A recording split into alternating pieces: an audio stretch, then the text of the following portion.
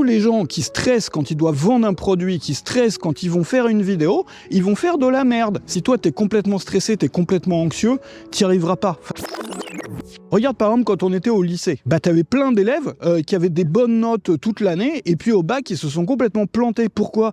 Parce qu'ils étaient complètement tendus pendant l'examen, ils étaient tellement stressés, ils pensaient tellement aux résultats qu'ils se sont complètement foirés quoi, parce qu'ils avaient peur à chaque ligne qu'ils écrivaient, ils étaient dans l'anxiété quoi.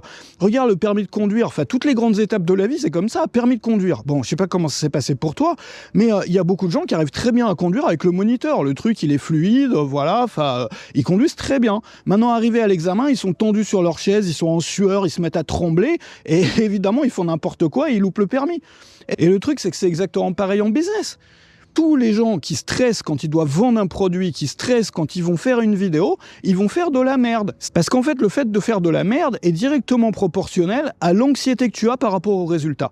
Si t'en as rien à foutre, si tu t'en fous complètement, ou si juste tu penses à autre chose pendant que tu le fais, tu penses pas à tes statistiques, tu penses pas aux résultats, t'es juste là pour t'éclater, tu fais ça un peu même par-dessus la jambe, tu fais ça rapidement, tu fais ça un peu à l'arrache, quoi.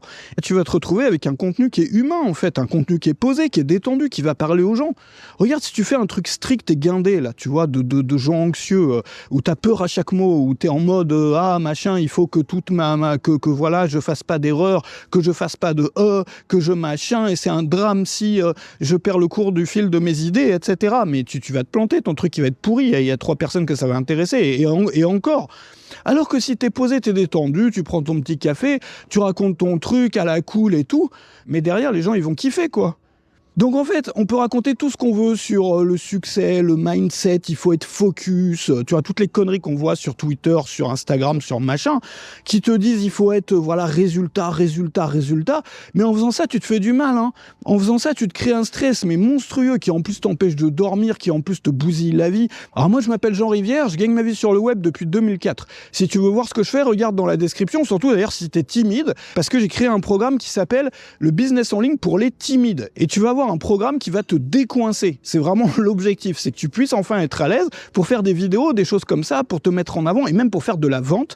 En fait, le rapport aux résultats et aux statistiques dans les métiers de l'entrepreneuriat, c'est une vraie maladie, hein. C'est un truc qui est ultra toxique, quoi. En fait, on voit la même erreur qui est faite dans le domaine de l'investissement parmi les investisseurs débutants. Alors, qu'est-ce qui fait l'investisseur débutant ou l'investisseur guignol? Voilà, il y en a beaucoup sur Twitter aussi des investisseurs guignols. L'investisseur guignol, il fait quoi? Il met de l'argent sur un truc et puis il se dit voilà, je vais investir dans cette entreprise parce que je pense qu'à ce trimestre-là, bon, il va y avoir des beaux résultats et donc voilà, il y a un truc qui va arriver ce trimestre et tout. Bon, donc du coup, j'achète des actions de cette boîte. Et ce qui va se passer, c'est que toutes les minutes, il va faire refresh, tu vois. Il va faire refresh sur son truc pour regarder si ça a pas baissé ou monté, tu vois. Mais le jour même, ou le lendemain, le surlendemain, c'est-à-dire il n'y a pas un jour où il va pas regarder. Et du coup, qu'est-ce qui va se passer? Parce qu'il est omnibulé par le résultat avant même que le résultat ait une chance d'arriver, tu vois, parce que le trimestre, il n'est pas encore écoulé. Voilà, et puis n'en parlons pas si c'est des placements à long terme. Et du coup, il va se mettre à stresser dès que c'est dans le rouge. Il va faire n'importe quoi, il va vendre. Après, vu qu'il a vendu comme c'est dans le rouge, il va essayer de récupérer sa perte en faisant n'importe quoi, en achetant un truc à la con qu'il a vu sur Twitter encore.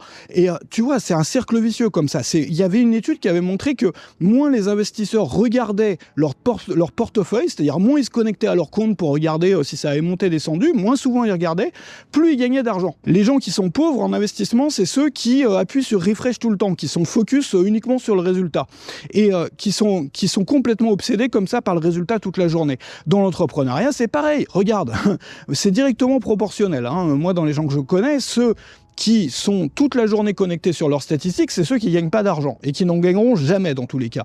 Pourquoi? Parce qu'ils sont tellement obsédés par ça qu'ils vont faire des mauvais choix. Si tu as 3 jours qui sont pas top, tu vois, en termes de vente, tu vas faire n'importe quoi pour récupérer la perte, quoi.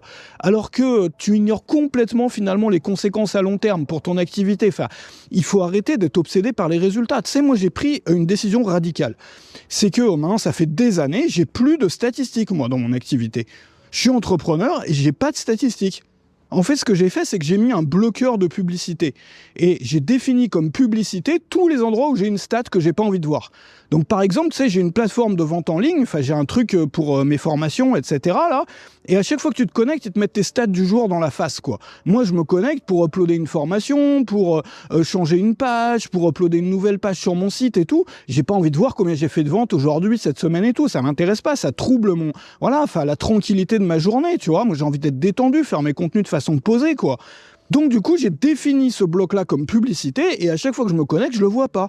Parce que voilà, enfin, on peut pas bosser comme ça en étant, tu vois, en sueur toute la journée. Puis est-ce que tu prends du plaisir à bosser comme ça? Parce que les métiers de l'entrepreneuriat, enfin, je sais pas, quand on s'est lancé, c'était quand même pour kiffer, c'était quand même pour vivre une belle vie, c'était quand même pour, je sais pas, avoir des journées plus agréables, pouvoir se détendre. Tu vois, tu sais qu'il y a des gens qui se sont lancés en entrepreneuriat pour être plus détendus. Je te mens pas, voilà, et 99%, une fois qu'ils sont dans le machin, une fois que c'est parti, qu'ils ont leur boîte, ils ont jamais été aussi stressés. Il faut se détendre avec les stats, voilà. Alors évidemment, tes stats, tu les regardes. Moi, je les regarde qu'à un seul moment, ça s'appelle les points stratégie. Les points stratégie, c'est un jour, donc tu peux le faire une fois par mois, une fois tous les trimestres, où tu te poses, tu vas regarder tes stats. Mais là, tu le fais en connaissance de cause. Et là, tu regardes pas tes stats juste pour te stresser. Tu regardes tes stats pour en tirer des conclusions. Donc, tu analyses vraiment les chiffres, tu analyses les causes de ce qui a marché, les causes de ce qui n'a pas marché. Tu fais un bilan, tu prends des décisions stratégiques, des vraies pour les mois à venir ou les semaines à venir, etc. Mais t'es pas en train de te stresser à chaque petit-déj avant de te coucher, quand tu vas pisser, quand tu vas faire tes courses, quand tu vas promener ton chien et quand tu vas vider les poubelles, de combien t'as gagné depuis la dernière minute ou combien t'as eu de likes sur ton dernier truc ou combien ta dernière vidéo a fait de vues, parce que tu peux pas bosser comme ça. Si tu testes un nouveau format de vidéo, je sais pas, t'en fais 10, t'en fais 20. Voilà, tu regardes pas tes stats quand t'en fais 10-20 et après tu fais le bilan. Après tu vas regarder les 10-20, t'auras un échantillon représentatif. C'est vrai pour tout en fait, c'est vrai même pour les lancements de produits. Sinon, tu vas vivre dans la peur, tu perds toute confiance en toi, tu vas être complètement tétanisé, comme ces élèves qui ont raté leur bac alors qu'ils étaient bons simplement parce qu'ils étaient stressés par le résultat, complètement obsédés par le résultat et qu'ils avaient peur d'échouer, quoi. La peur de l'échec, c'est dramatique, quoi. Ça te flingue complètement, quoi. Ça te détruit ta confiance en toi, ça te bousille la vie, quoi. Donc, faut arrêter avec ça. Faut y aller de façon détendue, posée, tu vois. Tu sépares les focus. Il y a un temps pour les statistiques, il y a un temps pour analyser les résultats, et il y a un temps pour être détendu, qui est la plupart du temps, où là tu peux être posé, tu peux être calme. Et quand tu as des pensées sur les résultats qui te viennent dans ta tête ou des anxiétés, bah tu te dis c'est pas pour maintenant. Les résultats, c'est pas pour aujourd'hui. Aujourd'hui, c'est je fais des vidéos de façon posée. Je bois mon petit café le matin, je vais faire ma promenade, faire mes petites vidéos, ou si tu as un studio chez toi, tu fais tes petites vidéos, mais tu viens pas tout bousiller avec tes statistiques qui vont t'interrompre tout le temps, quoi. Alors, si tu veux continuer, puis que toi, justement, en termes de résultats, de vues, tout ça, c'est pas au top, ou bien toi, t'es sur une niche très spécifique sur laquelle il n'y a pas beaucoup de gens, et du coup, t'as du mal à faire du chiffre, t'as du mal à développer ton activité, ou bien toi, tu voudrais démarrer dans le business en ligne, mais tu vois pas trop comment tu peux, voilà, dès le premier mois, avoir des dizaines de milliers de vues sur tes contenus, et pourtant, c'est un peu urgent pour toi d'avoir des résultats, de gagner ta vie pour pouvoir peut-être financer un nouveau mode de vie. Bah, si c'est ton cas, regarde dans la description, parce qu'il y a une méthode pour gagner ta vie dès 100 fans. C'est-à-dire avec peut-être 50 vues par vidéo. Il y a plein de gens, moi j'en connais, qui gagnent excessivement bien leur vie avec une cinquantaine de vues par vidéo, quoi. Qui ont un mode de vie que beaucoup envieraient. Hein. Et pourquoi? Parce que leur business, il fonctionne pas du tout comme celui des gros. C'est-à-dire qu'ils ont un modèle de business qui est adapté à la taille de leur audience et à la typologie de leur audience. Donc, il faut absolument que tu regardes ça. Si toi, tu es un peu perdu parce que tu dis, voilà, moi, je vais pas attendre d'avoir je sais pas combien de milliers de vues sur mes vidéos avant de gagner ma vie, quoi. Regarde, moi, je fais pas beaucoup de vues sur mes vidéos. Il y a eu des années pendant lesquelles ma moyenne, c'était 400 vues par vidéo. Et pendant ces années-là, la moyenne de mon chiffre d'affaires, c'était à peu près, plus ou moins, dans les 40 000 euros par mois. Donc, ça que je veux te montrer, c'est qu'il y a des moyens différents de bosser, quoi. Donc, faut regarder ça, c'est dans la description, rate surtout pas ça, et je te retrouve pour une prochaine vidéo très bientôt.